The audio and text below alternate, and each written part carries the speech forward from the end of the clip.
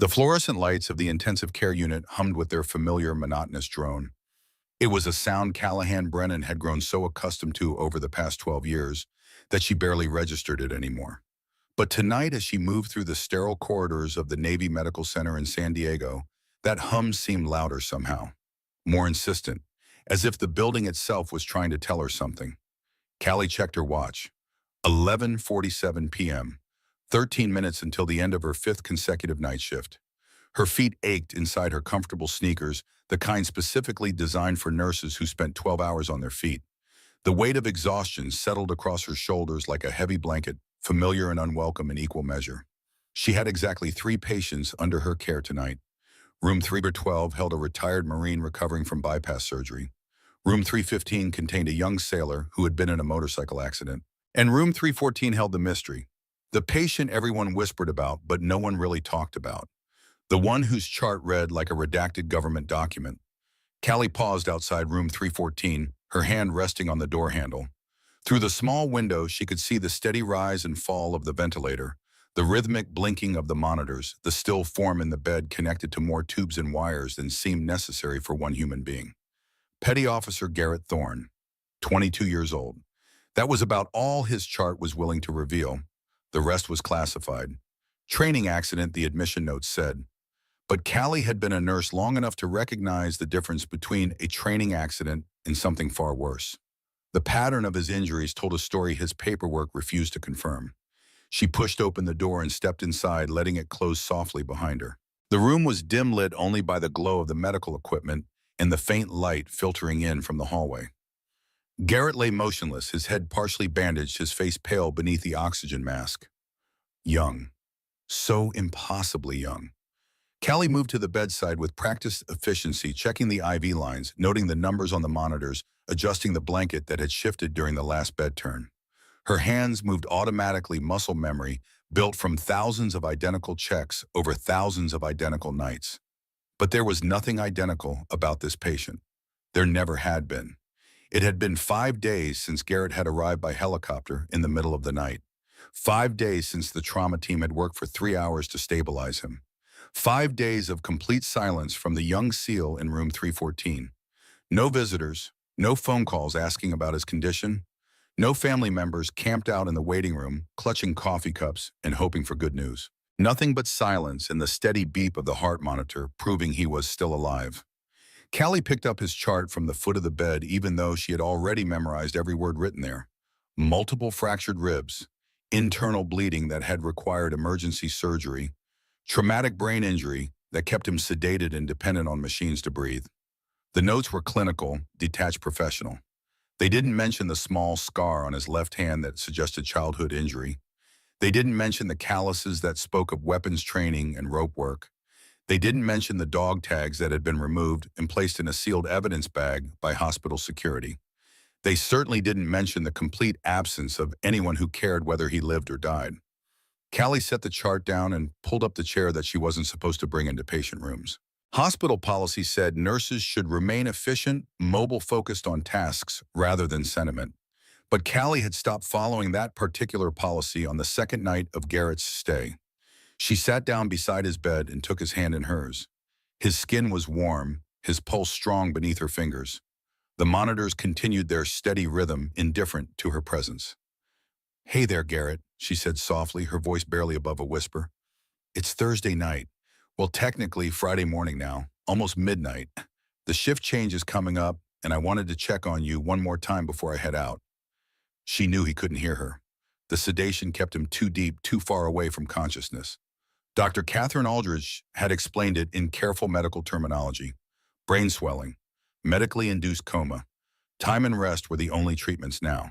But Callie had read the studies, had seen the research suggesting that unconscious patients could sometimes process sound, could sometimes find their way back toward awareness if they had something to anchor to. She refused to let Garrett Thorne drift alone in whatever darkness held him. "It's been a quiet night," she continued, settling into the rhythm of one-sided conversation that had become her routine. "Mr. Patterson in 312 is doing really well. Should be moved to step down tomorrow. The kid from the motorcycle accident is finally sleeping without nightmares. That's progress. She paused, listening to the ventilator's mechanical breathing, in and out, keeping him alive. I brought you something, Callie said, reaching into her pocket. She pulled out a small photograph, slightly worn at the edges. The picture showed a stretch of California coastline, waves crashing against dark rocks under a brilliant blue sky. She had taken it herself last year during one of her rare days off. Standing from the chair, Callie moved to the wall beside Garrett's bed and carefully taped the photograph where he would be able to see it when he opened his eyes. If he opened his eyes. That's Torrey Pines, she explained, returning to her seat. About 20 minutes from here. The ocean is beautiful this time of year. When you wake up, when you're strong enough, maybe you can visit. Feel the sand under your feet. Smell the salt air. Remember what it's like to be alive outside of hospital walls. The monitors beeped. The ventilator breathed. Garrett remained still. Callie's hand drifted to the bracelet on her left wrist. She didn't wear jewelry usually. Hospital policy again. But this bracelet was different. This bracelet was all she had left. The metal dog tags clinked softly as she touched them. Sergeant Liam Brennan, United States Army, blood type O positive. Born March 15th. The date he died wasn't stamped on the metal, but Callie knew it by heart. November 3rd. 3 years ago, 23 years old, her baby brother, gone. You remind me of someone, Callie said quietly, her thumb tracing the embossed letters on the dog tags. My brother, Liam. He was Army Rangers, deployed to Afghanistan when he was 22. Same age as you. She took a breath, steadying herself against the familiar ache that came with speaking Liam's name aloud. He was tough, thought he was invincible, wrote me letters about the missions, the guys in his unit, the people he was helping. He loved it, the purpose, the brotherhood. He said it was the first time in his life he felt like he belonged somewhere.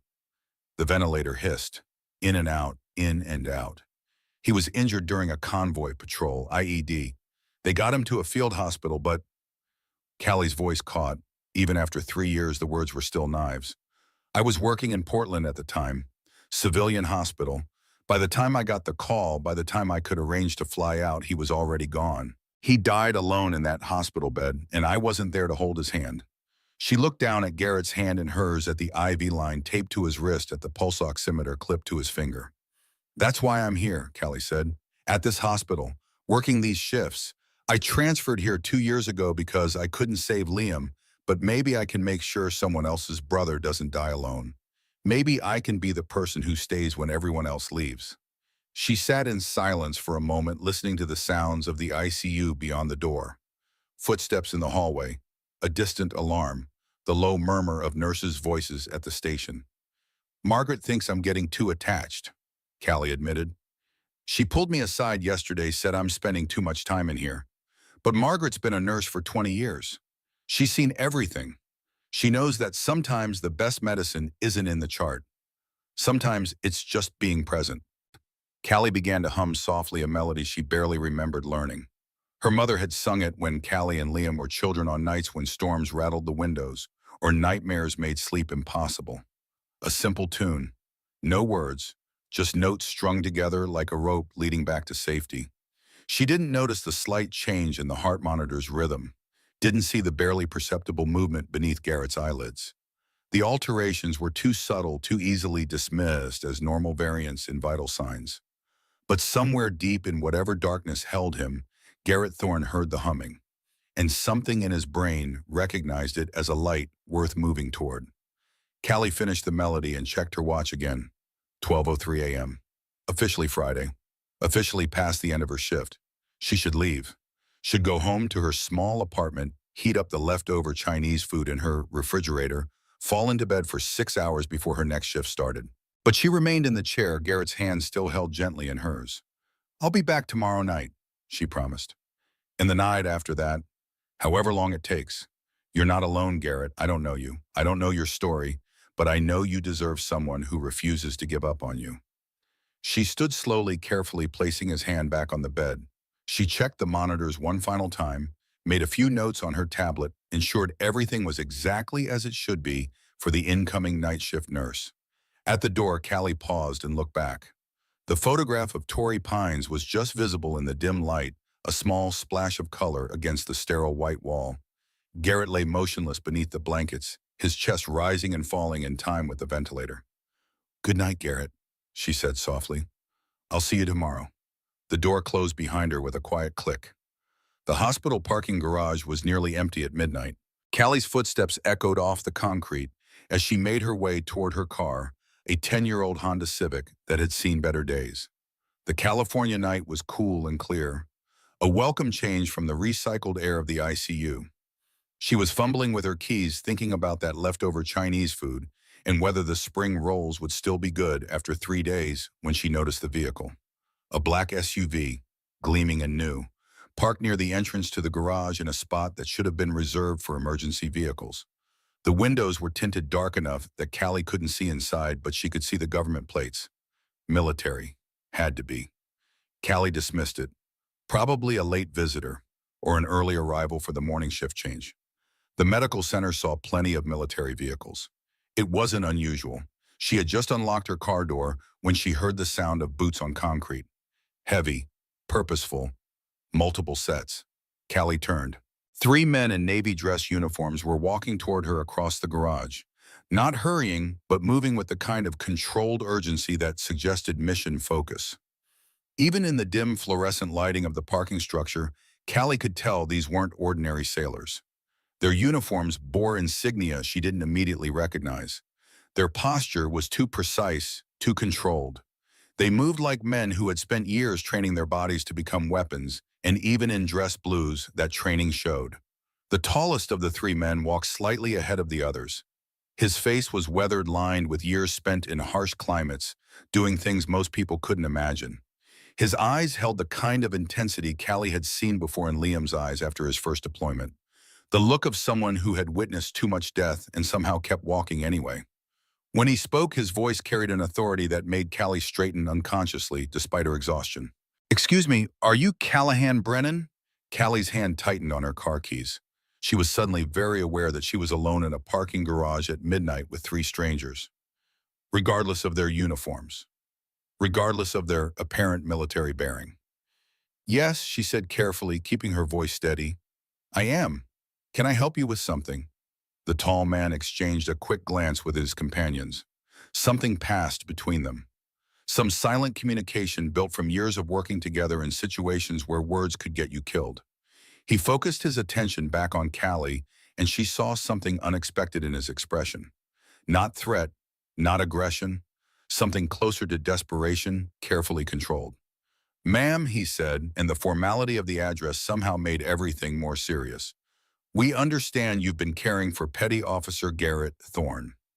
The formal use of Garrett's full name and rank surprised Callie. Throughout his 5-day stay, everyone had simply referred to him as Garrett, or the patient in 314. His chart listed him as a regular enlisted sailor. Nothing in his paperwork had suggested he warranted this kind of attention from what were clearly special operations personnel. "I have been caring for him, yes," Callie replied, measuring her words carefully. "Are you family members? I have to tell you that visiting hours ended several hours ago, and his condition hasn't changed since yesterday's report." The second man stepped forward slightly. He was shorter than the first, but carried himself with the same unmistakable confidence. His eyes were lighter, maybe blue or gray, in better lighting, and his face showed the kind of tan that came from months spent outdoors in desert climates. "Ma'am, we're not family," he said, and there was something in his voice that made Callie's chest tighten. "But we are his teammates. We've been deployed overseas and just received word about his condition. We came as soon as we could arrange transport back to the States." Teammates. The word carried weight beyond its simple definition. Callie began to understand that these men weren't ordinary visitors. Their use of formal address, their obvious urgency, their mention of overseas deployment. Everything pointed to one conclusion: Navy SEALs. She had heard stories about such teams during Liam's deployment. The quiet professionals, the ones who operated in the shadows and never talked about their missions. The brotherhood so tight it made regular military units look casual by comparison. The third man, who had remained silent until now, spoke with a slight southern drawl that reminded Callie of summer nights and sweet tea. "Ma'am," he said, and his voice was gentler than the others. "We know it's late, and we know you have been working all night, but we were hoping you might be able to tell us about Garrett's condition. The official reports only tell us so much. Callie found herself in an unusual situation. Hospital policies were clear about patient confidentiality. She couldn't discuss Garrett's medical details with anyone who wasn't family or explicitly listed on his authorization forms. But these men were obviously his military colleagues, and their concerns seemed genuine. More than genuine, desperate. And Garrett had no family listed on his forms, no emergency contacts, no one at all. "I can tell you what I've observed during my shifts," Callie said, carefully making her decision. "But you should know that his condition is serious. He's been unconscious since he arrived 5 days ago. His vital signs have been stable, but Dr. Aldridge is still concerned about the extent of his head injury." The tall man's expression grew more serious, which Callie wouldn't have thought possible. "Ma'am," he said, and the word carried a weight of rank and experience. "Has he shown any signs of awareness, any response to voices or touch?" Callie thought about the hours she had spent talking to Garrett, the stories she had shared, the humming, the one-sided conversations about weather and news, and the simple act of being present. She thought about the studies she had read, the research suggesting unconscious patients might hear more than anyone realized. "There have been a few moments when his heart rate increased slightly while I was talking to him," she admitted. "But Dr. Aldridge says that could just be coincidental. Neural activity doesn't necessarily indicate conscious awareness. I like to think he knows when people are there with him, but I can't prove it medically." The three men exchanged those meaningful looks again. The silent language of operators who had spent years reading each other's intentions in situations where hesitation meant death. The shorter man pulled out a cell phone and stepped away, making a quiet call that Callie couldn't hear. The southern accented man continued, his voice steady but underlaid with emotion he was clearly working to control. "Ma'am, Garrett doesn't have any family. His parents died when he was young. He grew up in foster care, 7 different homes before he aged out of the system at 18. We're the closest thing to family he has. We've been through situations together that create bonds most people wouldn't understand." Callie felt a wave of sadness wash over her. Looking at Garrett lying alone in that hospital room fighting for his life without the support of loved ones, it explains so much. Why she had felt so compelled to spend extra time with him. Why she had taken on the role of providing the human connection he desperately needed. Why he reminded her so much of Liam. The man who had made the phone call returned to the group, slipping his phone back into his pocket. He looked at the tall man and gave a slight nod. "Ma'am," the tall man said, addressing Callie again, "we've been given permission to see him tonight. We know it's irregular, and we know it violates standard visiting protocols. But our commanding officer has spoken with the hospital administration. We won't stay long. We just needed to see him before we have to report back." Callie understood that forces beyond typical hospital protocol were at work. These men had obviously called in favors or used connections that allowed them to bypass normal visiting procedures. The black SUV, the government plates, the immediate access granted by administration. She found herself wanting to help them, moved by their obvious devotion to their injured teammate, touched by the way they refused to let protocol stand between them and checking on someone they clearly considered family. "I can take you up to see him," Callie offered, "but I should warn you that he looks pretty rough. The injuries were extensive, and he's connected to a lot of medical equipment. It can be jarring for people who aren't used to ICU environments." The tall man's voice was quiet when he replied, but carried an edge of something Callie couldn't quite identify. Experience, horror, memory. "Ma'am, we've seen our share of battlefield injuries. We've carried wounded teammates out of situations you wouldn't believe existed. We just need to know he's being taken care of. That someone's fighting for him the way he's always fought for us." Callie looked at the 3 men standing in the parking garage under the harsh fluorescent lights. They were warriors, probably had killed people, definitely had seen things that would give ordinary civilians nightmares for years. But right now, they just looked like 3 brothers, desperate to see their fourth. "Follow me," Callie said, turning back toward the hospital entrance. "And try to keep quiet. Night shift is sensitive about unauthorized visitors." The hospital corridors felt different as Callie led the 3 SEALs toward the intensive care unit. The familiar environment she navigated every day had suddenly become a bridge between her ordinary world and the extraordinary circumstances surrounding Garrett's true identity. Her keycard beeped as she swiped them through the secure doors leading to the ICU. The night shift nurse at the main station looked up surprise evident on her face at seeing Callie return with three men in dress uniforms. Callie gave her a look that said, "Don't ask," and the nurse wisely returned her attention to her computer screen. "I need to let you know," Callie said quietly as they walked down the hallway past rooms where other patients fought their own battles against injury and illness, "that Garrett has been in my thoughts constantly since he arrived. I've been a nurse for 12 years, and I've never felt such a strong connection to a patient's recovery. There's something about him that makes you want to fight for him." The tall man who had introduced himself as Chief Petty Officer Wyatt Donovan during the walk from the parking garage nodded solemnly. His eyes reflected an understanding that went beyond simple acknowledgement. "Ma'am, Garrett has that effect on people. He's the kind of person who would give everything for others, sometimes more than he should give. We've had to physically restrain him from going back into burning buildings or collapsed structures. The mission matters to him. The team matters. His own safety." Donovan shook his head slowly. That's always been negotiable in his mind. As they approached room 314, Callie could see the concern etched on each man's face. These were warriors who had undoubtedly faced danger and loss before, who had probably attended funerals for teammates and looked grief in the eye more times than anyone should have to. But seeing their teammate in a vulnerable state was clearly affecting them deeply. Callie pushed open the door to room 314, and the three men filed in quietly behind her. The steady rhythm of the ventilator and heart monitor filled the small space. Various machines displayed Garrett's vital signs in glowing numbers that painted the darkness with artificial light. The photograph of Torrey Pines hung on the wall where Callie had placed it hours earlier, a promise of a world beyond these walls. Garrett lay motionless in the hospital bed, his head partially bandaged, tubes and wires connecting him to the life-supporting equipment.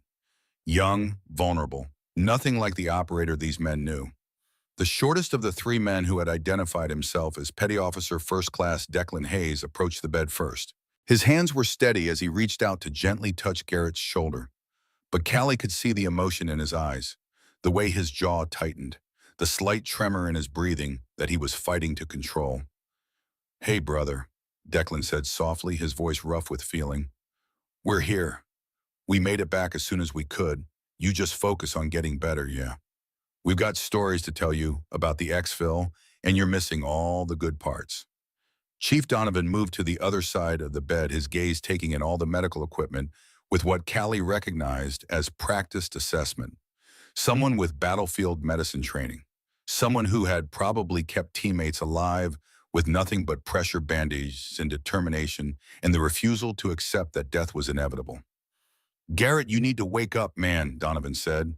And despite the command in his voice, there was tenderness there too.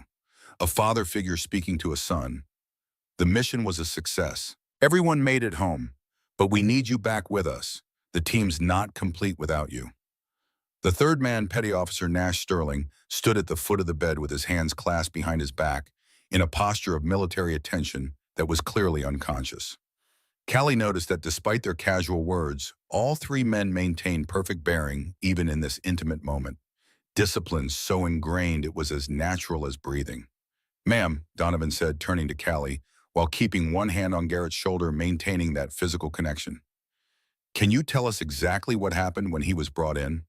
We know the official story, but sometimes the medical perspective reveals details that don't make it into the reports."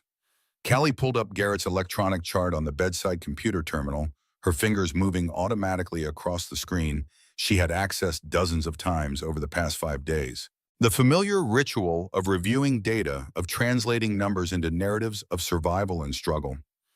"He arrived by helicopter transport 5 nights ago." She began, her voice falling into the professional cadence of medical briefing. "The paramedics said he had been unconscious at the scene. The injuries suggested significant impact trauma. Multiple fractured ribs on the left side, internal bleeding in his abdomen that required emergency surgery, and the traumatic brain injury that's been our primary concern." Declan looked up from where he had been studying Garrett's face, memorizing the changes 5 days had wrought. The bruising that was slowly fading, the pallor that spoke of blood loss and trauma, the stillness that was so unlike the vital, energetic teammate he knew. "Ma'am, did he have any personal effects with him when he arrived?" Callie thought back to that chaotic night when the trauma team had worked to stabilize Garrett. The organized chaos of a level 1 trauma activation. The controlled urgency of doctors and nurses moving in practice synchronization, each person knowing their role in the intricate dance of saving a life. There was a waterproof pouch that came with him, she said. Hospital security took it according to protocol for classified personnel, but I remember seeing what looked like photographs inside before they sealed it. Old Polaroids, I think, the kind people carry when they want something tangible to hold on to. The three men exchanged another one of their meaningful glances, and Nash stepped forward slightly, his expression softening in a way that transformed his face from warrior to brother. Ma'am, those would be pictures of his team. Garrett carries photos of everyone who's served with our unit. He says it helps him remember what he's fighting for. On really bad days, he'll pull them out and just look at them. Reminds himself why the mission matters, why coming home matters. As Callie watched these men interact with their unconscious teammate, she began to understand the depth of their brotherhood. This wasn't just professional concern for a colleague. These men genuinely loved Garrett like family. Their presence in the room seemed to generate an energy that the sterile medical environment had been lacking. The machines beeped and hissed with mechanical indifference, but the humans gathered around the bed brought something that couldn't be quantified or measured: hope.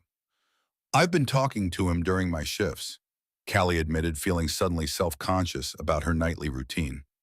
I read somewhere that unconscious patients might be able to hear conversations around them.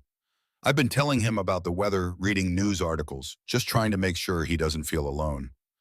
Donovan's expression softened noticeably. His weathered face showed something that might have been gratitude or relief or both intertwined in the complex emotional landscape of a man who had spent decades learning to control his reactions. Ma'am, that means more than you know. Garrett hates being alone. Growing up in foster care, bouncing from home to home, he spent a lot of time by himself, never really belonged anywhere until he made it through Bode GRS and joined the teams. Having someone talk to him, even if he can't respond, that's exactly what he would want. That's exactly what he needs. Declan had been quietly observing the various monitors and machines surrounding Garrett's bed. As someone with medical training, he understood the significance of the readings displayed on the screens. The numbers told stories to those who knew how to read them. His numbers looked strong, he commented, and Callie could hear the relief in his voice. Heart rate, blood pressure, oxygen saturation, all within acceptable ranges. The doctors must be pleased with his progress. They are, Callie confirmed. The internal bleeding has stopped completely. The swelling in his brain has been decreasing gradually. Dr. Aldridge is cautiously optimistic, but with head injuries, you never know how much recovery to expect, or how long it might take. The brain heals on its own timeline. Nash moved closer to the head of the bed and began speaking directly to Garrett in a conversational tone, as if they were just hanging out in a bar somewhere instead of standing in an ICU at 1 in the morning. As if the ventilator and monitors were merely background noise to their ongoing friendship. You know, Garrett, the mission you were training for when this happened, it was a success. The intel you helped gather before you got hurt, it made all the difference. 3 confirmed targets neutralized.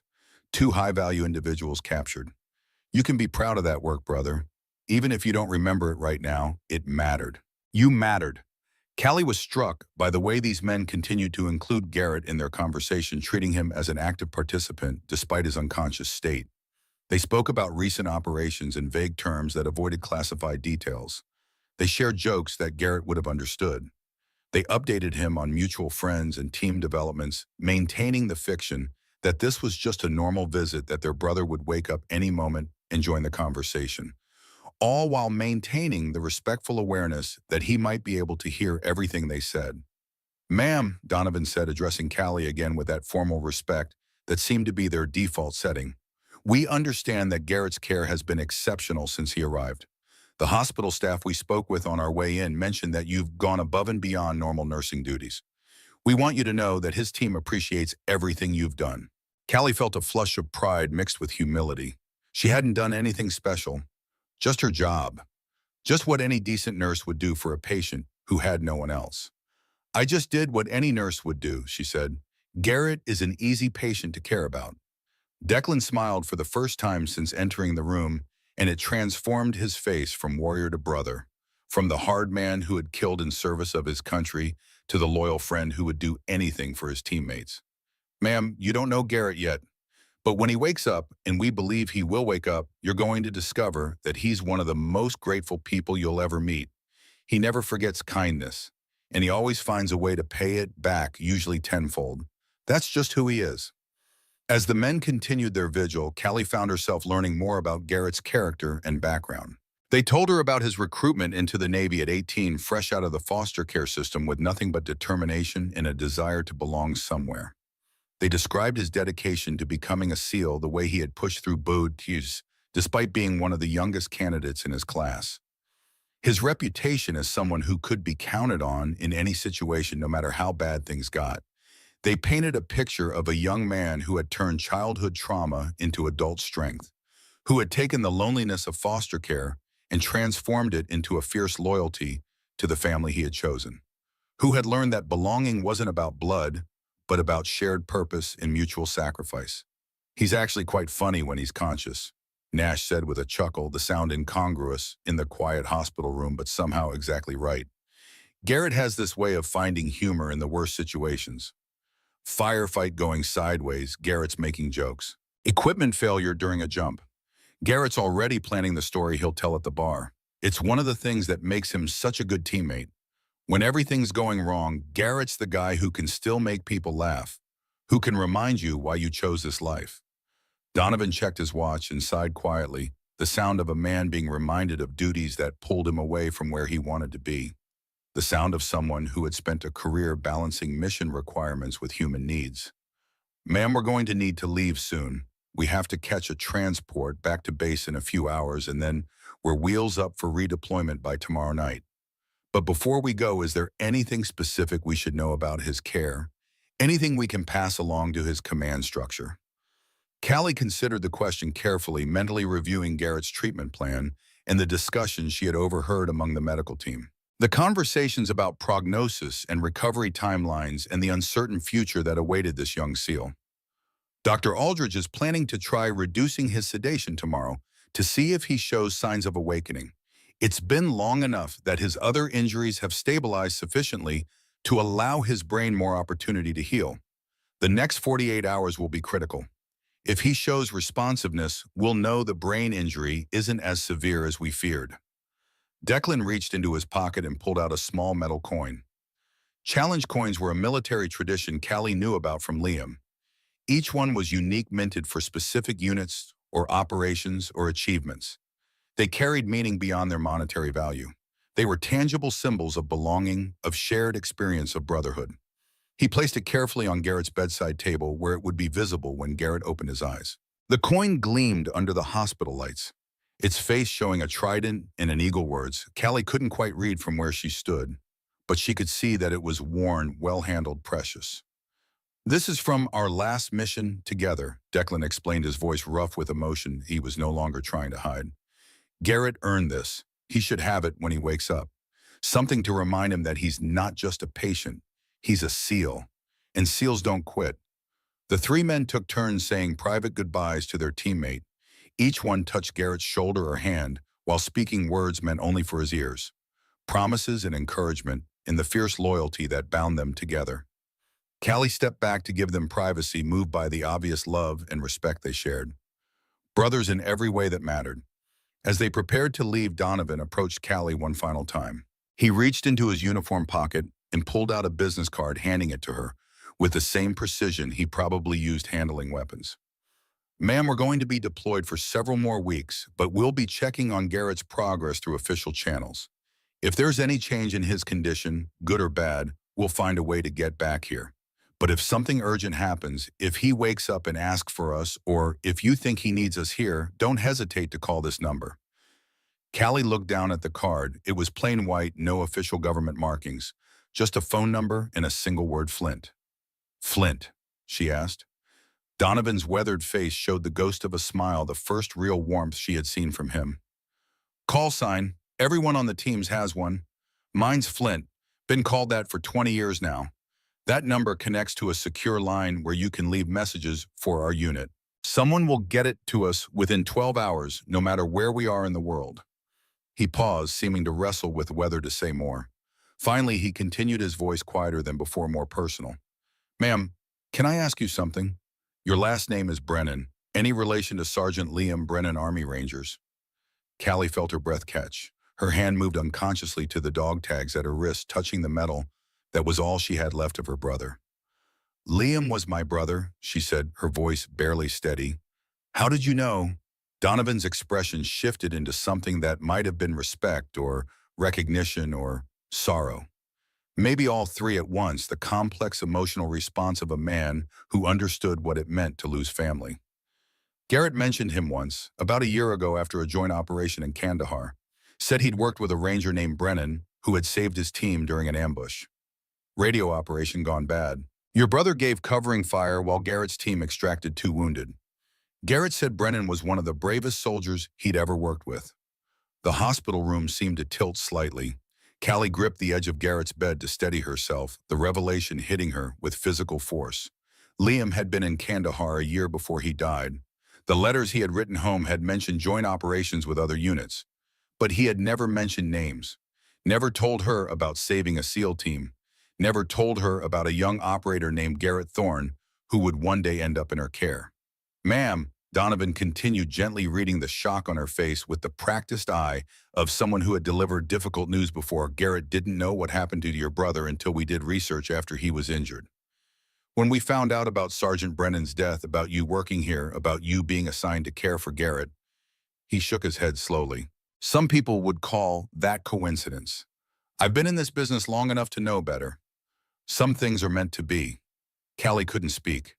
The words were trapped somewhere behind the lump in her throat, behind the realization that the universe had brought her full circle. From losing Liam to caring for a man Liam had saved. From grief to purpose. From helplessness to the ability to make a difference. Your brother was a good man, Donovan said quietly. Garrett never forgot what he did for our team. Now you're doing the same thing for Garrett. That kind of courage runs in families, ma'am. He stepped back and brought his hand up in a crisp salute. Declan and Nash followed suit. 3 Navy SEALs standing at attention in a hospital room at 1 in the morning, saluting a nurse who could barely hold back tears. Thank you for taking care of our brother, Donovan said. We trust him to you until we can get back. Then they were gone, their footsteps fading down the hallway, leaving Callie alone with Garrett and the steady beeping of the heart monitor and the mechanical breathing of the ventilator and the weight of knowledge she hadn't expected to carry. She sank into the chair beside his bed, her legs no longer willing to hold her weight. Her hands were shaking. The dog tags at her wrist felt heavier than they had in years, charged with new meaning. You knew him, she whispered to Garrett's still form. You knew Liam.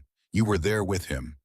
The ventilator continued its mechanical breathing, in and out, indifferent to the emotional earthquake happening in the small room. Callie reached out and took Garrett's hand in both of hers, holding it like she wished she could have held Liam's hand one last time. I couldn't save my brother, she said, her voice breaking on the words. I wasn't there when he needed someone.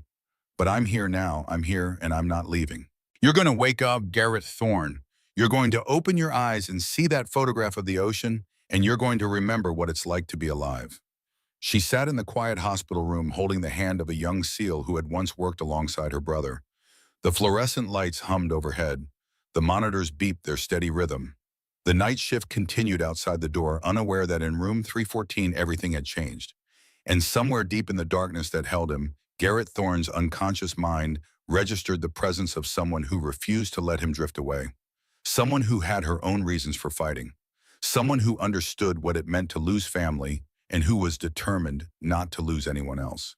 The challenge coin gleamed on the bedside table. The photograph of Torrey Pines hung on the wall, and Callie Brennan settled in for a vigil that would last as long as it took. Because some battles were worth fighting, and some people were worth saving, even if it meant facing the ghosts of everyone you couldn't save before. The morning of the 6th day arrived with the kind of crystalline clarity that only Southern California could produce. Sunlight streamed through the windows of the intensive care unit, cutting through the perpetual fluorescent gloom, with sharp golden edges that had transformed the clinical space into something almost beautiful. It was the kind of light that promised new beginnings, fresh starts, the possibility of change. Callie had spent the weekend thinking about nothing but her conversation with Chief Donovan. The revelation that Garrett had known Liam, had worked alongside him, had been saved by him during that joint operation in Kandahar. The coincidence was too perfect, too aligned to be random chance.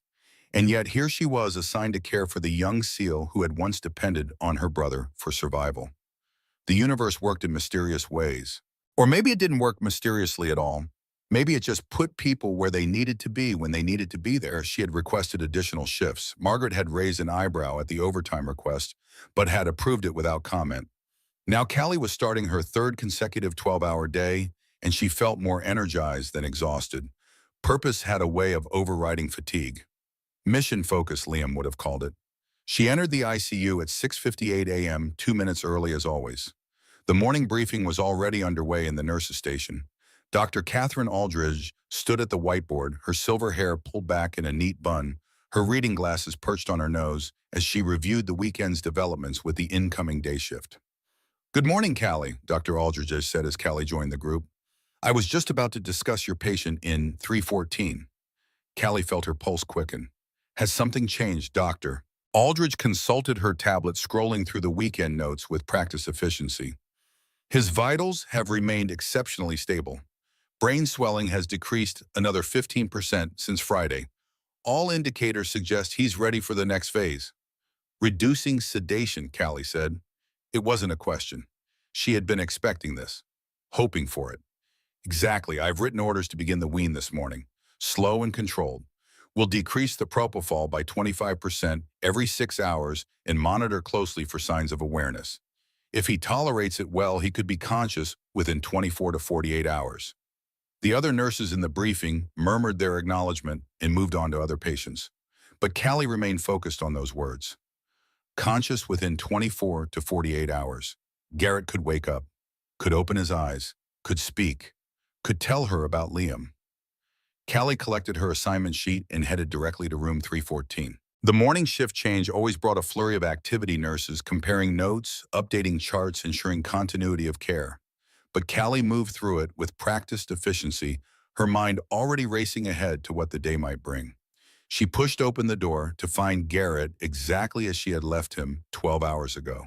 Motionless, pale, the ventilator breathing for him, the monitors tracking every heartbeat, the challenge coin still gleaming on his bedside table where Declan had placed it, catching the morning light like a promise.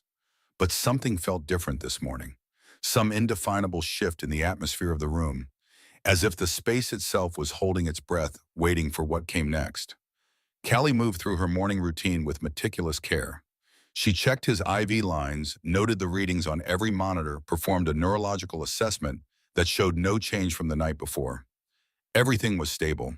Everything was exactly as it should be for a patient emerging from medically induced coma.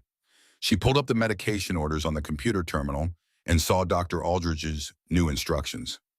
Decrease propofol infusion to 0.75 micrograms per kilogram per minute. Monitor for signs of agitation or awareness. Prepare for possible extubation within 24 hours. Callie's hands moved automatically across the IV pump controls, adjusting the flow rate, confirming the changes. The machine beeped its acknowledgement. The numbers on the screen shifted, and somewhere deep in Garrett Thorne's brain, neurotransmitters began firing in patterns they hadn't achieved in 6 days. Callie settled into the chair beside his bed. She had brought a book today, a thriller she had been meaning to read for months. But she found herself unable to focus on the pages. Instead, she talked. "Good morning, Garrett," she said, her voice falling into the familiar rhythm of one-sided conversation. "It's Monday, the start of a new week. Dr. Aldridge has decided you're strong enough to start waking up. They're reducing your sedation today. So if you've been comfortable in that darkness, I'm afraid it's time to start your journey back." She paused, listening to the ventilator's mechanical breathing.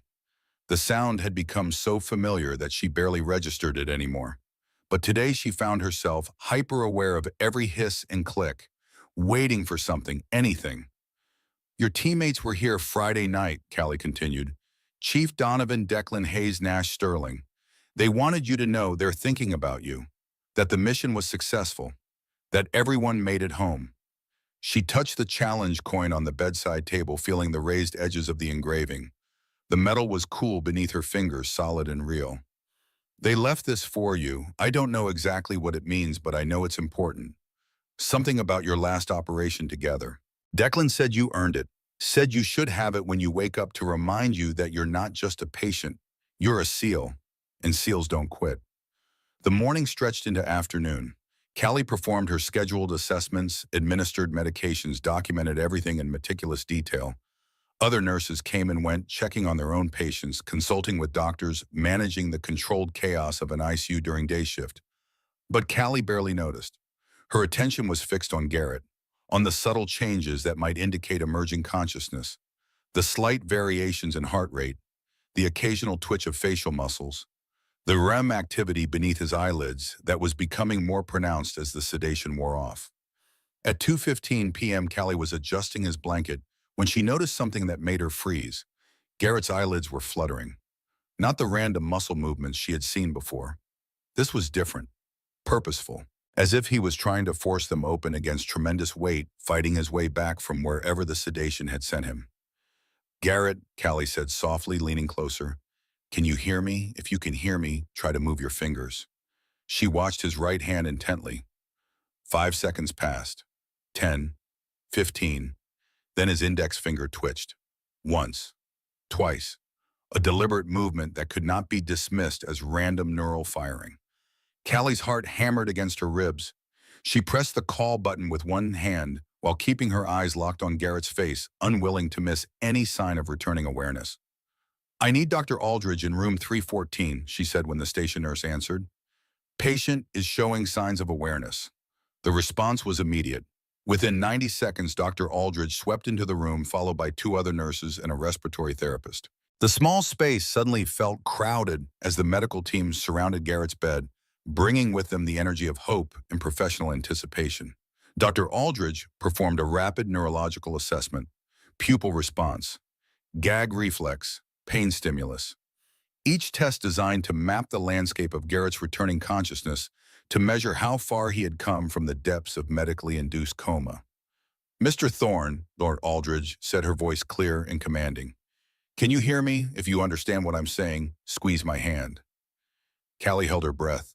The room seemed to hold its breath with her. The monitors beeped. The ventilator hissed. Time stretched. Garrett's fingers closed around Dr. Aldridge's hand. Weak but unmistakable. Purposeful. The grip of someone fighting their way back to consciousness. "Excellent," Dr. Aldridge murmured, making notes on her tablet. "Pupil responses are equal and reactive. He's attempting eye-opening. Grip strength is diminished but present bilaterally. I think we can proceed with extubation."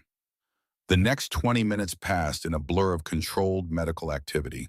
The respiratory therapist evaluated Garrett's breathing parameters. Numbers were calculated, oxygen levels, confirmed protocols followed with the precision of a well-rehearsed dance. Finally, Dr. Aldridge made the call. "Let's get him off the vent." Callie prepped for extubation. Callie moved with practiced precision, gathering supplies, positioning equipment, her hands steady despite the adrenaline coursing through her system. She had performed this procedure hundreds of times, but somehow this felt different, personal. This was Liam's brother-in-arms. This was the young SEAL who had depended on her brother's courage and now depended on hers. Dr. Aldridge explained the process to Garrett in simple terms, even though he was still too sedated to fully comprehend. But the words mattered. The human voice mattered. The acknowledgement that he was a person, not just a patient. "Garrett, we're going to remove the breathing tube now. It's going to be uncomfortable for a few seconds, but then you'll be able to breathe on your own. When I tell you to, I need you to cough as hard as you can." The extubation was textbook perfect. One moment the tube was in place, the next it was out, and Garrett was coughing violently, his body's natural response to the foreign object being removed from his airway. Callie immediately placed an oxygen mask over his face, monitoring his saturation levels as his lungs remembered how to work independently. 94%, 96, 98. His oxygen levels climbed steadily, proving that his body knew what to do, even if his conscious mind was still finding its way back. Dr. Aldridge listened to his lungs with her stethoscope, nodding with satisfaction. Breath sounds are clear bilaterally. Good air movement. He's doing well. She stepped back, gesturing for the other staff to give Garrett space. "Let's let him rest now. The next few hours will tell us more about his neurological recovery. Callie continued neurochecks every 15 minutes. The crowd dispersed, leaving Callie alone with Garrett once more. She adjusted the oxygen mask, ensuring it was properly positioned. His eyes were moving beneath his lids more actively, now the sedation continuing to wear off with each passing hour.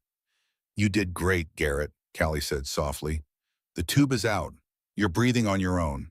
Just rest now. Let your body remember what to do." She settled back into her chair, her eyes never leaving his face. The afternoon light shifted across the room as the sun moved west, painting shadows and highlights across the institutional walls.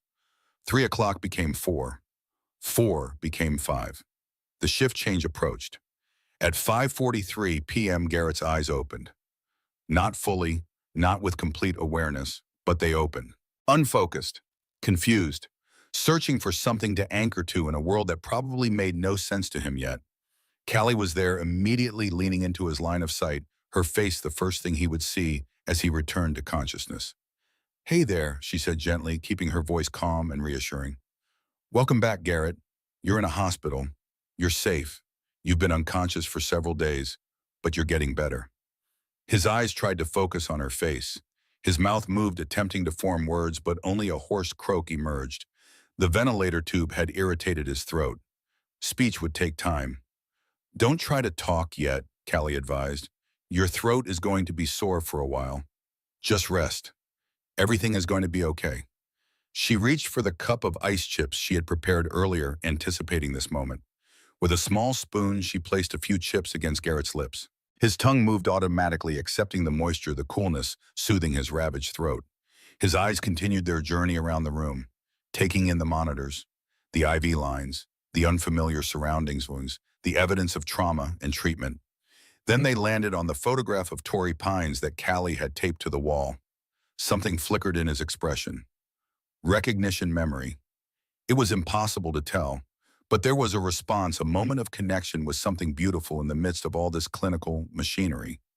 His gaze moved again, scanning, searching, and then it found the challenge coin on the bedside table.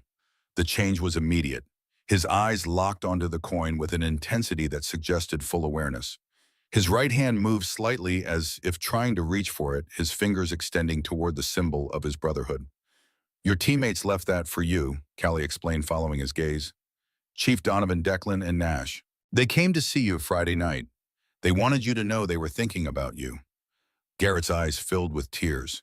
Whether from emotion or simply the physical response of eyes too long closed, Callie couldn't be certain. But she suspected it was the former. She suspected he understood exactly what that coin meant, what it represented. "They're deployed right now," she continued, "but they're checking on your progress. They'll be so happy to know you're awake." Garrett's mouth moved again. This time a single word emerged, barely a whisper, rough as gravel, but unmistakable. "Team," one word, one question. The first thing he wanted to know upon regaining consciousness. Not "where am I?" not what happened, but "team. Are they okay?" The priorities of a man who had spent his adult life learning that mission and teammates came before self. "They're fine," Callie assured him immediately. "Everyone's fine. The mission was successful. You did your job, Garrett. Now you need to focus on recovery." Some of the tension left his face. His eyes drifted closed again, exhausted from even that minimal interaction.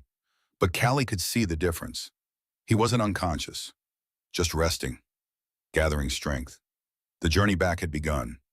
She spent the next hour monitoring him closely. He would open his eyes periodically, sometimes focusing on her, sometimes on the ceiling, sometimes on the photograph. Each time he looked more alert, more present, more himself. At 7:30 p.m., as Callie was preparing to give report to the night shift, Garrett opened his eyes and looked directly at her. This time there was full awareness in his gaze, full presence. The fog of sedation had lifted enough for recognition and understanding. "Water," he rasped. Callie smiled. "Ice chips for now. We need to make sure you can swallow properly before we give you liquids. Doctor's orders." She administered more ice chips, watching carefully for any signs of aspiration. Garrett handled them well, his swallow reflex intact, his body remembering skills that consciousness had temporarily forgotten. "How long?" he managed to ask. 6 days, Callie answered. "You were brought in last Monday night. Today is Monday. You've been unconscious the entire time." He processed this information slowly, his eyes tracking across the ceiling as if reading invisible text, piecing together memories and current reality. Training, he asked. Callie understood the question. Was it really just a training accident? That's what your chart says, she replied carefully. But your teammates mentioned it was an actual operation, something about a vehicle and an explosion. Do you remember Tom? Garrett's eyes clouded, his brow furrowed with concentration. Then he shook his head slightly, too slightly, the movement of someone who knew that larger movements would bring pain. Fragments, he whispered. Fire. Declan. Trapped. You pulled him out, Callie said. You went back into the fire and pulled both Declan and Nash to safety. That's why you're here. That's why you're a hero. Garrett's expression shifted into something that might have been discomfort or disagreement, a look Callie was beginning to recognize as fundamental to who he was. Not hero, just job. The response was so perfectly aligned with what his teammates had said about him that Callie almost laughed. Garrett would downplay his heroism, would dismiss it as just doing his job, because that's who he was. A man who did extraordinary things and saw them as ordinary duty. Your team thinks differently, she said. They came all the way from overseas just to check on you. They trust me to take care of you until they can get back. Something changed in Garrett's expression, a question forming behind his eyes. You, he managed. I'm Callie, she said. Callie Brennan. I've been your nurse since you arrived. At the sound of her last name, Garrett's eyes widened. Full awareness flooded his face. Recognition, memory, connection. Brennan, he repeated. Liam. Brennan. Callie felt her throat tighten. 6 days of wondering if he would remember, if he would make the connection. And here it was in his first real conversation. Liam was my brother. Garrett stared at her for a long moment. His eyes were clear now, fully conscious, processing this information with obvious difficulty. The coincidence was staggering. The implications profound. Kandahar, he whispered. Joint up, radio ambush. He saved my team, best ranger I ever met. Tears burned in Callie's eyes. She blinked them back, struggling to maintain professional composure, even as her heart broke and healed simultaneously. He died 3 years ago, she said quietly. In Afghanistan. I didn't make it there in time. He was alone when he died. Garrett's hand moved slightly on the bed, a gesture, an offering. Callie understood and placed her hand in his. His grip was weak but deliberate, a connection that transcended patient and caregiver. I'm sorry, he said, each word clearly costing him effort. He was good man, brave. Thank you, Callie managed. Thank you for telling me that. They sat in silence for a moment, hands clasped, connected by the ghost of a soldier who had saved one of them and been sibling to the other. The monitors beeped their steady rhythm. The oxygen hissed softly. And in room 314, 2 people found unexpected solace in shared loss. Finally, Garrett spoke again, his voice rough but determined. You've been taking care of me. Every shift I could manage, Callie confirmed. Why? It was a simple question with a complicated answer. Callie considered how to respond, how to explain that caring for Garrett had become her way of making peace with not being there for Liam. That keeping this young SEAL alive had felt like a second chance she didn't deserve but desperately needed. Because no one should have to fight alone, she said finally. And because your teammates asked me to. And because, she paused, then decided to be honest. Because you remind me of my brother, and I couldn't save him, but maybe I could help save you. Garrett's eyes glistened with moisture. His grip on her hand tightened fractionally, using what little strength he had to communicate what words couldn't fully express. Thank you, he whispered. The night shift nurse appeared in the doorway ready for report. Callie reluctantly withdrew her hand from Garrett's. I have to go now, she said, but I'll be back tomorrow. You get some rest, practice breathing, practice staying awake. There's a lot of healing ahead. Will you, Garrett started, then paused, gathering strength. Will you tell my team? I'll call Chief Donovan tonight, Callie promised. He gave me a number. They'll want to know you're awake. Garrett nodded slightly, then his eyes drifted closed. Not unconscious, just exhausted. The simple act of waking up and holding a conversation had depleted his minimal reserves. Callie gave report to the night shift nurse documenting every detail of Garrett's emergence from sedation. Then she collected her belongings and headed to the parking garage, her mind already composing what she would say to Chief Donovan. But instead of going straight to her car, she found a quiet corner and pulled out her phone. The business card Chief Donovan had given her was in her wallet, worn already from how many times she had looked at it over the weekend. She dialed the number not knowing what to expect. The phone rang 3 times before a voice answered. Not Donovan, someone younger. Background noise suggested a busy environment, possibly a base operations center. Secure line. Authenticate. Callie was momentarily thrown by the military jargon. This is Callahan Brennan. I'm calling about Petty Officer Garrett Thorne. Chief Donovan gave me this number. A pause, then the voice softened slightly, recognition or a protocol shifting the tone. One moment, ma'am. Shuffling sounds, muffled conversation. Then a new voice came on the line. Donovan. She recognized the gravelly timbre immediately. Ms. Brennan, what's happened? He's awake, Callie said, unable to keep the smile out of her voice. Garrett woke up this afternoon. He's talking. He remembers you. He wanted me to call and tell you. The silence on the other end of the line lasted so long that Callie thought the connection had been lost. Chief Donovan. I'm here, ma'am. His voice was thick with emotion. He's really awake, talking. Yes, he asked about his team first thing, wanted to make sure everyone was okay. Then he asked about the mission. And she paused. He remembered my brother, remembered Liam from Kandahar. A sound that might have been a laugh or a seep or both. That's Garrett, always thinking about everyone else. Donovan cleared his throat. How is he doing medically? Dr. Aldridge says his recovery is progressing better than expected. He's breathing on his own, responsive, aware.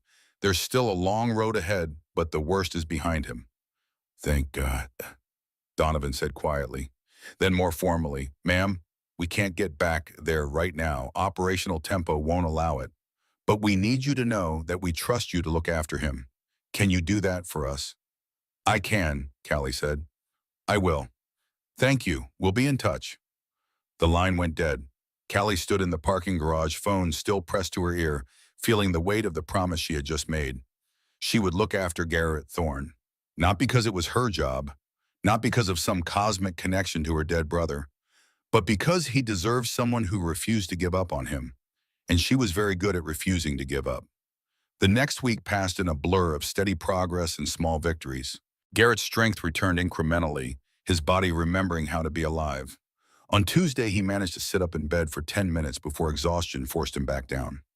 On Wednesday, he ate solid food for the first time, managing half a cup of broth and a few crackers. On Thursday, he took 3 steps with the assistance of a physical therapist and a walker, his legs shaking but functional. Each day brought new challenges and new triumphs, and through it all, Callie was there.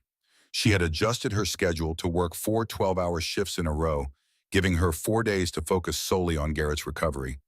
Other nurses handled his care when she was off, but everyone on the unit knew that room 314 was Callie's patient, her mission. Margaret had pulled her aside on Wednesday with a concerned expression that Callie had learned to recognize over the years they had worked together. You're getting attached, the head nurse had said bluntly. I've seen it before. Nurses who invest too much emotionally in a patient. It never ends well. I know what I'm doing, Callie had replied. Do you? Because from where I'm standing, you are reliving your brother's death through this kid. And that's not healthy for either of you. The words had stung because they carried truth, but Callie had stood her ground. Maybe I am, but maybe that's exactly what Garrett needs right now. Someone who cares enough to see him as a person, not just a patient number. Someone who won't let him slip through the cracks. Margaret had sighed but hadn't pushed further. She knew when Callie's mind was made up. Now it was Friday afternoon, exactly 1 week since the SEALs had visited. Callie was helping Garrett with range of motion exercises, carefully moving his arms through prescribed patterns to prevent muscle atrophy and maintain joint flexibility. He had progressed enough that Dr. Aldridge was talking about transferring him out of the ICU and into a regular medical ward by Monday. Tell me about Liam, Garrett said, suddenly breaking the comfortable silence they had fallen into. Callie paused mid-exercise, Garrett's arm extended at a 90-degree angle. The question hung in the air between them. What do you want to know? Everything. What he was like, what made him laugh, why he joined the army. Callie lowered his arm gently and sat back in her chair. She hadn't talked about Liam in detail with anyone in months. The grief was still too sharp, too immediate. But something about Garrett's request felt right, felt necessary. He was stubborn. She began a smile, touching her lips at the memory. Even as a kid, our parents used to joke that Liam wouldn't take yes for an answer if he thought no was more interesting. He was 2 years younger than me, but he always acted like he was the one looking out for me. She smiled at the memory, at the image of a young Liam standing up to playground bullies twice his size because they had said something mean to his sister. He joined the army right out of high school, said he wanted to do something that mattered, something bigger than just a regular job. I tried to talk him out of it. I was terrified of losing him. And he just looked at me and said, "Callie, everyone dies, but not everyone lives. I need to live." Garrett listened intently, his eyes never leaving her face, drinking in every detail about the man who had saved his team.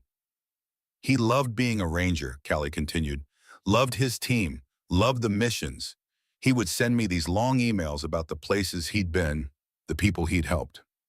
Never anything classified, just impressions and feelings. And then 3 years ago, his convoy hit an IED. He survived the initial blast, but the internal injuries were too severe. He made it to a field hospital, but died before surgery. Her voice cracked slightly on the last words, the wound still tender after all this time. I was working in Portland. It took me 18 hours to arrange a flight, but by the time I landed, he was already gone. The chaplain met me at the airport. I never got to say goodbye. Never got to tell him how proud I was, how much he meant to me. Garrett was quiet for a moment. Then he spoke, his voice stronger than it had been all week, fueled by the need to share what he knew. In Kandahar, during that joint operation, the radio ambush happened so fast. 1 second, everything was normal. The next, we were taking fire from 3 sides. Our communications specialist was hit in the first 30 seconds. We were cut off, no backup, no extraction. He paused, gathering his thoughts, piecing together memories that trauma had fragmented. Liam was with the Ranger unit providing overwatch from a ridge about 200 meters out. He saw what was happening. He wasn't supposed to break position, but he did anyway. Came down from that ridge with covering fire that gave us the seconds we needed to reach cover. Then he held position while we treated our wounded and called for evac. Callie felt tears streaming down her face but didn't wipe them away. She needed to hear this, needed to know what Liam's last months had been like. "2 guys on my team are alive because of your brother," Garrett said. "He took fire to protect us. Got hit twice but kept shooting until we were clear." I remember thinking, that Ranger's either crazy or the bravest man I've ever seen. Turned out he was both. A sob escaped Callie's throat. Garrett reached out with his good hand and took hers. After the firefight, I tracked him down. Wanted to thank him personally. He was getting his arm stitched up, bullets had grazed him twice, and he was joking with the medic about how he'd have some cool scars for the ladies. I told him he saved my team. You know what he said?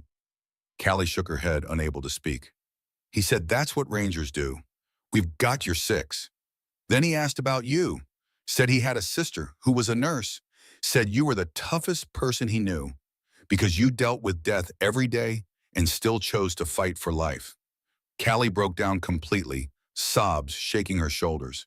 Garrett squeezed her hand tighter, offering what comfort he could from his hospital bed. "He loved you, Callie. Talked about you for 20 minutes. Showed me pictures on his phone. Told me stories about growing up. I remember thinking how lucky he was to have family who cared that much. I'd never had that." "I should have been there," Callie managed between sobs. "When he died, I should have been there." "He knew you loved him," Garrett said firmly. "That's what matters. And he'd be proud of you now, taking care of other soldiers, making sure they don't die alone.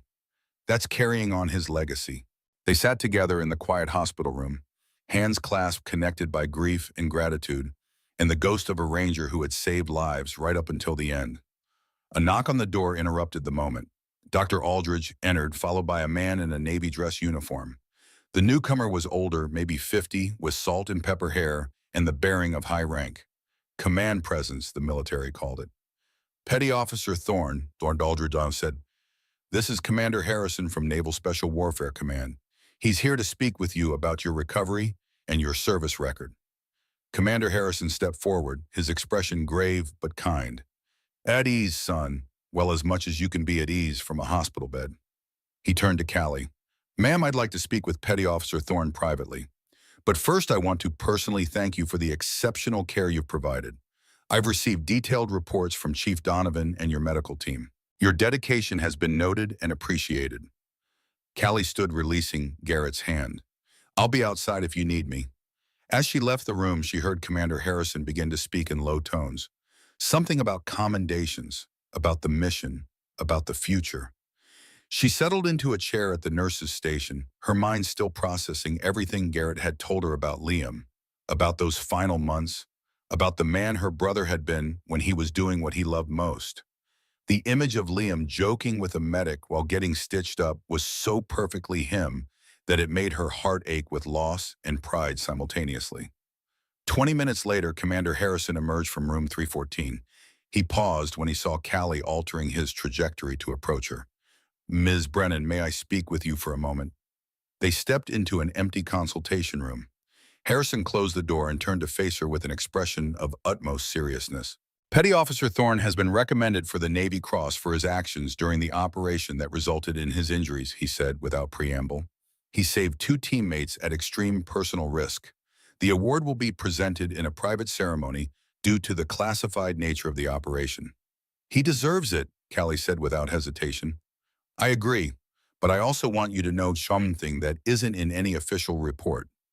Harrison paused, seeming to choose his words carefully. Garrett could have stayed in the safe zone. His primary mission was complete. He had gathered the intel, completed his objective. But when he saw that vehicle explode and realized his teammates were trapped, he made a choice. He went back into a situation that had less than 20% survival probability, according to our post-action analysis. Harrison's eyes held Callie's steadily. That kind of courage is rare. That kind of loyalty is what makes the SEAL teams the best in the world. And the fact that he's recovering as well is due in no small part to your care. You gave him a reason to fight back toward consciousness. Chief Donovan told me about your brother, about the connection.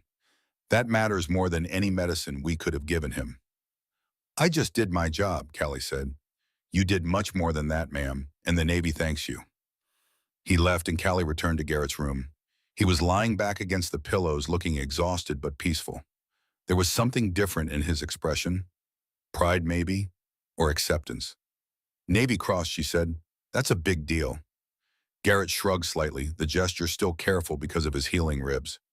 "They're giving me a medal for doing what anyone would have done. Not anyone would have gone back into that fire. My team would have. For me, I just returned the favor." Callie smiled and settled back into her chair. "You need to rest. That was a lot of talking for one day." Garrett's eyes were already drifting closed. "Yeah, thank you for everything, for staying, for caring, for being here when my team couldn't be." "You're welcome, Garrett. Now sleep, heal. That's your mission now." His breathing evened out into the deep rhythm of sleep. Callie sat beside him, watching the monitors, thinking about Liam and about the strange paths that brought people together, about purpose and polling, and the way grief could transform into something that looked like hope. Outside the window, the sun was setting over San Diego. The sky blazed with orange and pink and gold, the kind of sunset that made you believe in beauty, even in the midst of pain. Another day ending, another day of progress. And somewhere far away, 3 Navy SEALs received word that their brother was awake, talking, and on the road to recovery. The vigil wasn't over yet, but the worst of the darkness had passed, and that was something worth celebrating. The weeks that followed were a blur of steady progress. Garrett moved from ICU to the medical ward on schedule, then to outpatient rehabilitation 2 weeks later. Physical therapy 5 days a week, each session pushing him a little further, rebuilding strength that trauma had stolen. Occupational therapy to retrain his injured muscles, to teach his body to remember the things it had once done without thinking. PTSD counseling and at the VA to address the nightmares that came with remembering the explosion, the fire, the moment he had thought he might die. Callie visited when she could, bringing coffee and conversation. Their relationship shifted gradually from nurse-patient to something closer to siblings. Garrett would text her updates, "Walked half a mile today without the cane," or "Doctor says I might be cleared for light duty next month." She would respond with encouragement and the occasional reminder to not push too hard. SEALs don't quit, but they also don't re-injure themselves by being stupid. 2 months after waking up, Garrett attended his Navy Cross ceremony in a private conference room at the naval base. Only a handful of people were present: his command structure, his SEAL team, including Donovan, Declan, and Nash, who had rotated back stateside, and Callie. When the Admiral pinned the medal to Garrett's chest and read the citation describing his heroism under fire, the rescue of 2 teammates from a burning vehicle, the choice to return to danger when safety was within reach, Callie felt tears streaming down her face. This was the young man she had sat beside in the darkness, the patient she had talked to when he couldn't respond, the broken warrior she had refused to let drift away. And now he stood at attention, whole and strong and honored, while his teammates saluted and his commanders shook his hand. After the ceremony, Garrett found Callie in the hallway outside the conference room, away from the small crowd of well-wishers. "You should have been up there too," he said. "Getting a medal. You saved me just as much as any surgeon." "I don't need medals," Callie replied. "I just need to know you're going to be okay." "I am okay, better than okay." He paused, then smiled in a way Callie hadn't seen before. Shy, happy. "Actually, I'm great, and I have someone I want you to meet." That was when Callie first heard about Sophia. 3 months had passed since Garrett Thorne had opened his eyes in room 314 and spoken his first word. 3 months of grueling physical therapy, painful exercises, frustrating setbacks, and hard-won victories. The journey from unconscious patient to functioning human being had been neither quick nor easy, but Garrett had approached it with the same determination he brought to every SEAL mission. Callie had watched the transformation with a mixture of pride and something deeper that she didn't want to examine too closely. She had reduced her overtime shifts as Garrett transferred from ICU to the regular medical ward, then to outpatient rehabilitation. But she couldn't quite bring herself to sever the connection entirely. They had coffee once a week in the hospital cafeteria, awkward conversations that slowly became comfortable as they learned to interact as people rather than nurse and patient. It was a Thursday afternoon in late spring when Callie's phone rang during her lunch break. The medical center cafeteria was quiet the afternoon lull between meal rushes. She didn't recognize the number, but something made her answer anyway. "Hello." "Callie, it's Garrett." His voice was stronger now, no longer the hoarse rasp of those first days. He sounded almost like a different person. Healthy, whole, happy. "Hey Garrett, how are you doing?" "Good, really good actually. I'm cleared for light duty. They've got me training new recruits desk work mostly, but it feels incredible to be useful again." "That's wonderful," Callie said, genuinely happy for him. "You've worked so hard for this." "Yeah, well, I had good motivation." He paused. "Listen, I'm calling because I need to tell you something." "I wanted you to hear it from me first." Callie felt a flutter of concern. "What is it?" "I'm getting married." The words hung in the air for a moment. Callie processed them, slowly feeling an unexpected pang of something that might have been loss or might have been joy. Probably both. The bittersweet recognition that the patient she had fought so hard to save was moving forward into a life she wouldn't be part of. "Garrett, that's amazing. When did this happen?" "Her name is Sophia Whitmore. She's a counselor at the VA hospital.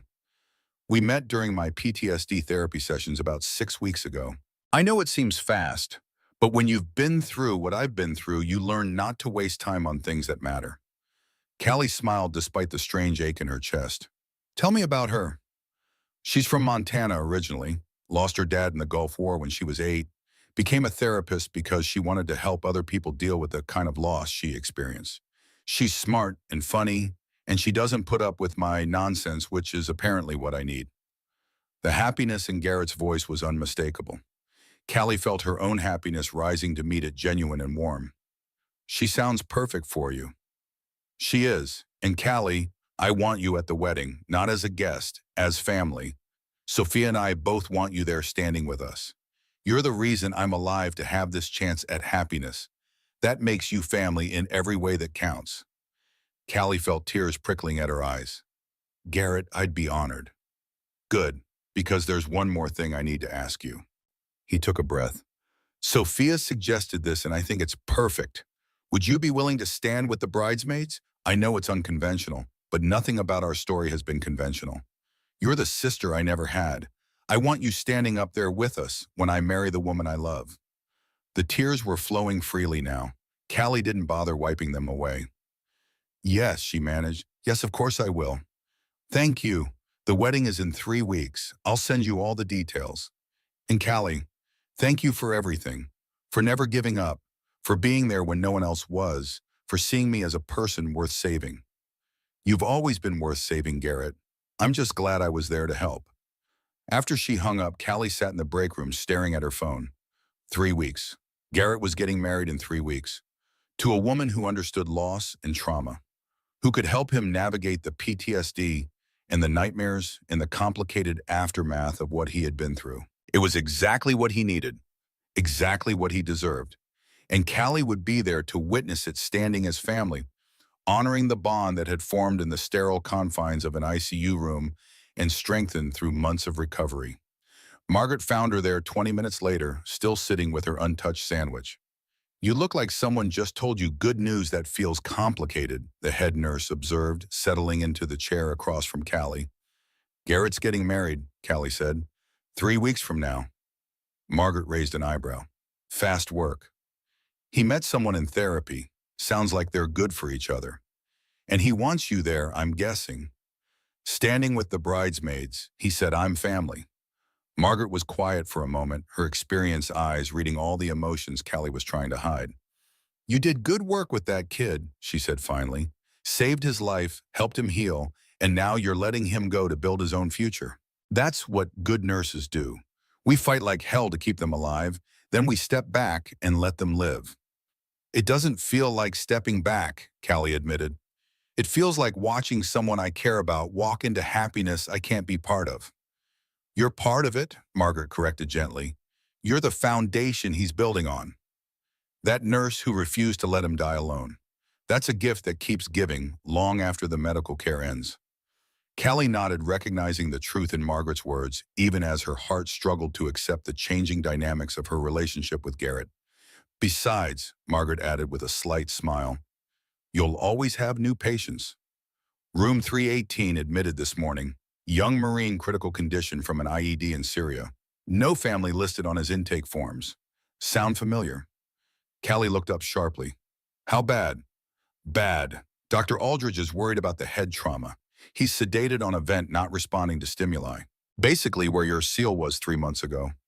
Something shifted in Callie's chest. The familiar pull of purpose. The recognition of need. What's his name? Lance Corporal Jackson Reed, 23 years old, from a small town in West Virginia. That's about all we know. Callie stood gathering her lunch trash. I'll take him, add him to my assignment. Margaret smiled knowingly. Already did. Figured you would. The wedding took place on a Saturday afternoon at a small chapel on the naval base in Coronado. The setting was intimate, maybe 50 people total, mostly SEALs and their families. The chapel was simple but beautiful, white walls and wooden pews and light streaming through tall windows. Callie arrived early wearing a navy blue dress that Sophia had selected for the bridesmaids. Simple, elegant, appropriate. She was greeted at the entrance by a woman with blonde hair pulled back in a loose bun and warm brown eyes that held both strength and kindness. Sophia Whitmore in person was exactly as Callie had imagined from Garrett's descriptions. There was a quiet strength about her, the kind that came from surviving loss and choosing to help others survive it too. She carried herself with the confidence of someone who knew her purpose. Callie, Sophia said, embracing her like an old friend. I'm so glad you're here. Garrett has told me so much about you. All good things, I hope, Callie replied. Better than good. He says you saved his life, not just medically, but in every way that matters. That you gave him a reason to fight back to consciousness. That you were there every day talking to him, refusing to let him drift away. Sophia's eyes were shining with unshed tears. I'm marrying him because of you, because you cared enough to keep him alive until he could find his way to me. That's a debt I can never repay, but I want you to know I'll spend the rest of my life taking care of him the way you did. You have my word on that. Whereas Callie felt her own tears threatening. He's lucky to have you. We're lucky to have each other, and we're both lucky to have you. Sophia squeezed Callie's hands. Today isn't goodbye. It's the beginning of something new. Your family now. Garrett's family. My family. That doesn't change just because the circumstances do. Before Callie could respond, voices echoed from down the hallway. Male voices laughing and joking in the way that soldiers did when they were trying to mask deeper emotions. Chief Donovan appeared first, looking distinguished in his dress blues, despite his age, the ribbons on his chest telling stories of decades of service. Behind him came Declan Hayes and Nash Sterling, both grinning widely. Ms. Brennan, Donovan said, his weathered face breaking into a genuine smile. Good to see you again, under better circumstances. Chief Donovan, Callie replied, shaking his offered hand. How have you been? Can't complain? Still kicking, still training the next generation of frogmen. These two knuckleheads are keeping me busy. Declan stepped forward. Ma'am, we never got to properly thank you for everything you did for Garrett, for staying with him when we couldn't, for being the family he needed. You don't need to thank me, Callie said. Yes, we do, Nash interjected. You saved one of ours. That makes you one of ours, too. The ceremony itself was simple and beautiful. Garrett stood at the altar in his dress whites, looking healthy and strong and nothing like the broken young man Callie had sat beside 3 months ago. His posture was perfect, his bearing confident. When Sophia walked down the aisle in a simple white dress, carrying a bouquet of white roses, Garrett's face transformed into something that took Callie's breath away.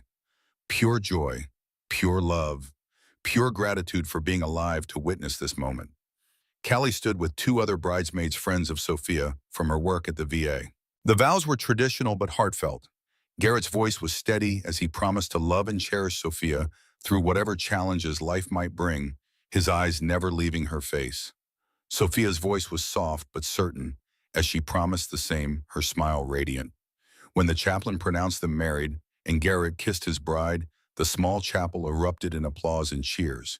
The SEALs were particularly enthusiastic, whistling and hollering like they were at a sporting event rather than a wedding. The reception was held in a small hall on base decorated with simple white flowers and navy blue ribbons. There was food and music and dancing. Callie found herself swept into conversations with SEALs and their wives, all of whom seemed to know who she was and what she had done for Garrett. She danced with Donovan, who proved surprisingly graceful despite his limp. You gave him back to us, the old chief said as they moved slowly across the floor to a Frank Sinatra song. That kid's like a son to me. Watched him grow from a scared foster kid into one of the best operators I've ever seen. When we got word he was injured when they said it was bad, he trailed off, emotion thickening his voice. He's strong, Callie said. He fought his way back. With your help. Don't diminish what you did. You were his anchor when he was lost in the dark. That matters. That makes all the difference. Later, Garrett found Callie sitting at a table watching the celebration with a contented smile. He settled into the chair beside her, still looking slightly dazed by the events of the day, like he couldn't quite believe this was his life now.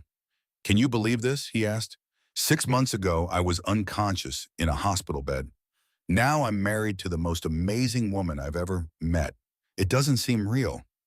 It's real, Callie assured him, and it's wonderful. Sophia is perfect for you. She is.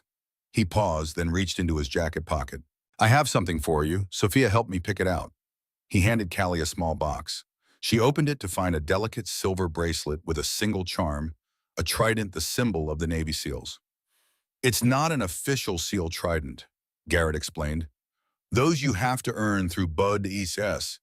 But this is our way of saying you're part of the family, honorary member of the Brotherhood. You fought for one of us, which means you fought for all of us. Callie's vision blurred with tears. Garrett, I can't accept this.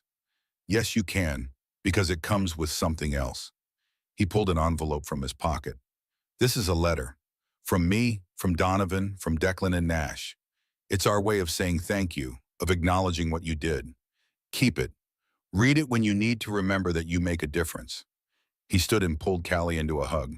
She held on tightly, this young man who had become so important to her in such a short time.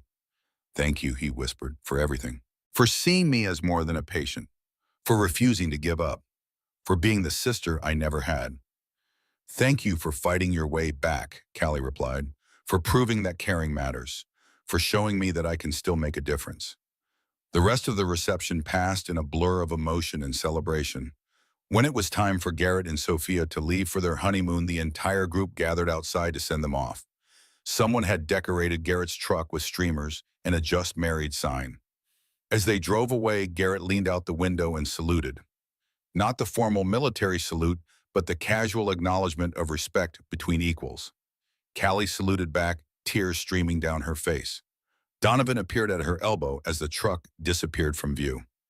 "He's going to be fine," the old chief said. "Thanks to you." "Thanks to all of us," Callie corrected. "You his team, Sophia the doctors. I was just one piece of a larger effort." "Maybe. But you were the piece that mattered most when it counted." Donovan pulled something from his pocket, another small box similar to the one Garrett had given her. "This is from me, from my personal collection, not the Navy's." Callie opened it to find a sealed trident pin worn and tarnished with age. It had clearly seen years of service. "That was mine," Donovan explained, "from my first team back in the 90s. I've carried it through more operations than I can count. Survived things I shouldn't have survived, and now I want you to have it." "Chief, I can't take this. It's too much. It's not enough," he corrected firmly. "Your brother Liam saved members of my community. You saved Garrett. That trident represents something important. The idea that some people refuse to quit, refuse to leave anyone behind, refuse to accept defeat. Liam had that quality. You have it too. Nurse or soldier, it doesn't matter. What matters is the refusal to give up on people who need you." He pressed the box into her hands. "Keep it. Wear it if you want, or just hold on to it. But remember what it represents. Brotherhood, loyalty, the willingness to fight for others even when the odds are impossible." Callie looked down at the worn trident, feeling the weight of what it symbolized. "Thank you," she whispered. Donovan nodded once, then walked away to join the other SEALs who were heading back into the hall for more celebration. Callie remained outside alone with her thoughts and her gifts and the bittersweet feeling of watching someone she cared about move forward into a future she had helped make possible. The reception hall had emptied slowly, guests departing in groups, laughter fading into the California night. Callie had stayed to help with cleanup, unwilling to let the evening end just yet. Now she stood alone in the parking lot, looking up at stars she couldn't usually see through San Diego's light pollution. Her phone buzzed. A message from an unknown number. "Ms. Brennan, this is Declan Hayes. The team wanted you to have this." A video file loaded. Callie pressed play, curious. The screen showed a rough military barracks somewhere overseas. Chief Donovan sat on a bunk, his weathered face filling the frame. Behind him she could see Declan and Nash and several other SEALs she didn't recognize. "Callie," Donovan's recorded voice said, "we're making this because there are things that need to be said, and we don't say them often enough in our line of work." He paused, gathering his thoughts. "Your brother Liam saved lives during that Kandahar operation. But what you might not know is that one of the men he saved that day went on to save 17 civilians during a hostage rescue in Yemen. Another one trained a generation of Afghan soldiers who are still fighting for their country's freedom. The ripple effect of what Liam did, of who he saved it, extends further than you could imagine." Donovan's eyes glistened in the harsh light. "And now you've done the same thing. Garrett's alive because you refuse to quit. And everyone he saves from here forward, every mission he completes, every life he touches, that's your legacy too. You're part of the chain now, Callie. Part of the unbroken line of people who refuse to let darkness win." Declan stepped into frame beside Donovan. "We wanted you to know that Liam's sacrifice mattered. And your sacrifice, because staying with Garrett night after night, that was sacrifice, it mattered just as much. You're a warrior, ma'am, Irsham. Different uniform, different battlefield, but a warrior nonetheless." The video ended. Callie stood in the parking lot, tears streaming down her face, finally understanding that her vigil for Garrett had been about more than saving one SEAL. It had been about honoring Liam's legacy, about proving that the choice to fight for others, whether with weapons or with presence, was never wasted. She saved the video knowing she would watch it again on hard days, on nights when she questioned whether her work mattered, on moments when the weight of all the patients she couldn't save threatened to crush her. Because this video was proof. Proof that showing up mattered. Proof that refusing to quit changed lives in ways you might never see. Proof that her brother's courage lived on through her actions. 8 months later, Callie was finishing a particularly difficult shift. Lance Corporal Jackson Reed had been her patient for 6 weeks now, and his recovery was proving more complicated than Garrett's had been. The head trauma was severe, the prognosis uncertain. But Callie showed up every shift, talked to him every day, refused to let him face the darkness alone. She was updating his chart when Margaret appeared at the nurse's station with an unusual expression. "Callie, you have visitors, room 314. Callie's heart skipped. Room 314, Garrett's old room. It was empty, currently awaiting a new admission scheduled for tomorrow. She made her way down the familiar hallway and pushed open the door to find Garrett and Sophia waiting inside. Garrett looked even healthier than he had at the wedding, his face fuller, his posture stronger. Sophia was glowing in a way that suggested news. "Garrett, Sophia, what are you doing here?" Garrett grinned to you. "We wanted to tell you in person. Show you, actually." He gestured to Sophia, who stepped forward and placed Callie's hand on her stomach. There was a barely perceptible swell there, the early evidence of pregnancy. "We're having a baby," Sophia said, her face radiating joy, "due in 6 months. Callie felt tears spring to her eyes. "That's wonderful, congratulations."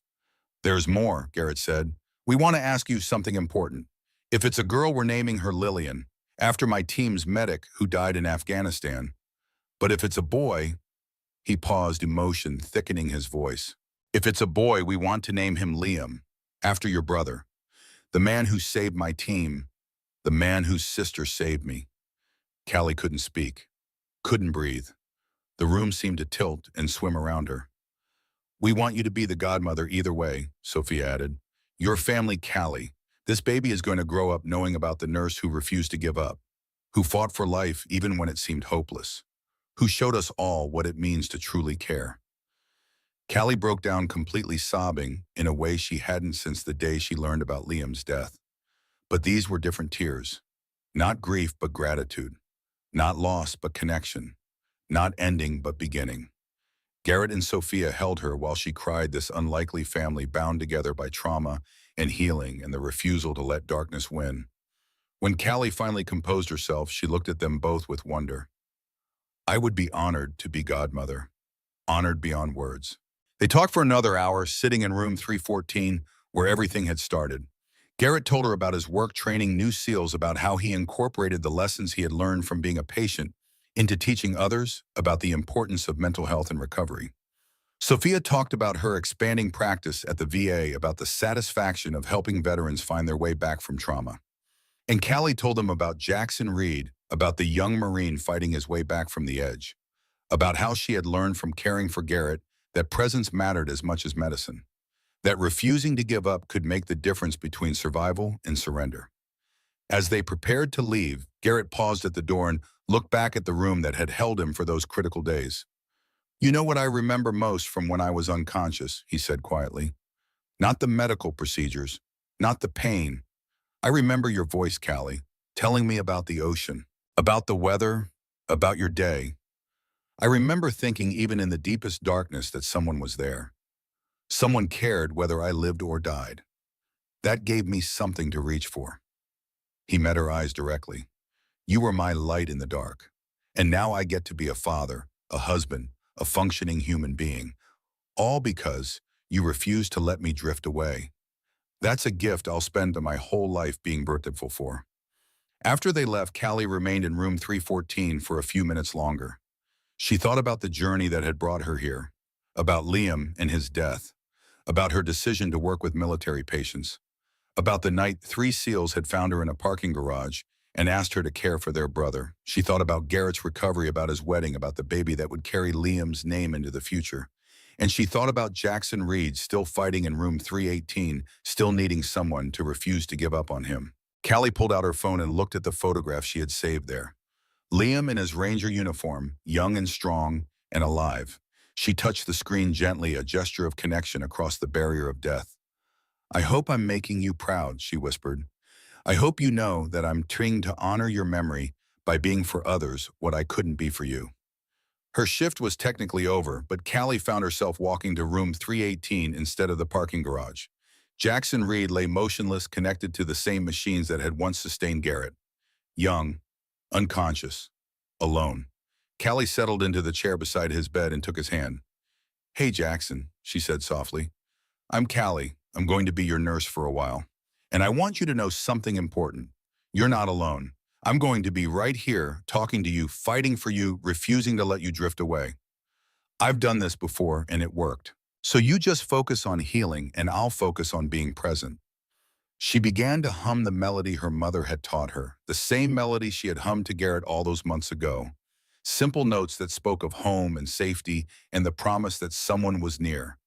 The monitors beeped their steady rhythm. The ventilator breathed its mechanical breath. And Callie Brennan settled in for another vigil, armed with the lessons she had learned and the determination that had become her signature. Some people saved lives with medicine and machines. But Callie had learned that the most powerful intervention was often the simplest presence. Showing up, refusing to quit, being the light in someone's darkness. She touched the steel trident that hung on a chain around her neck hidden beneath her scrubs, a reminder of the brotherhood she had been welcomed into, a symbol of the refusal to leave anyone behind. Margaret appeared in the doorway an hour later with coffee and a knowing smile. "He's lucky to have you," she said, gesturing to Jackson.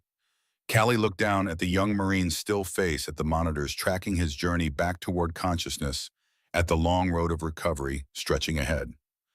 "I'm the lucky one," she replied quietly. "I get to be the light in someone's darkness. Not everyone finds their purpose this clearly." She touched the steel trident hidden beneath her scrubs, then the dog tags at her wrist. Liam's tags, Donovan's trident, symbols of the family she had chosen and the family that had chosen her. Outside the window, dawn was breaking over San Diego.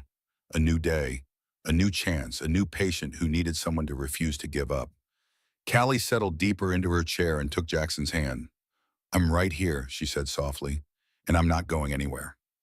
The monitors beeped their steady rhythm. The ventilator breathed its mechanical breath.